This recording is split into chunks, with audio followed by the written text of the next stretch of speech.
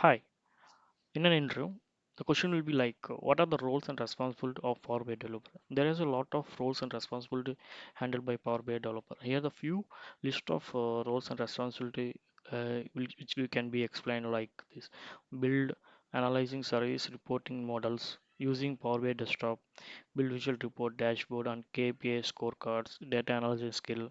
In Power BI, we as use row level data securities and learn about application security layer models. And another one on the Power BI desktop run DAX queries. These are main roles and responsibility for a Power BI developer. Use use the data set to the advanced level calculations.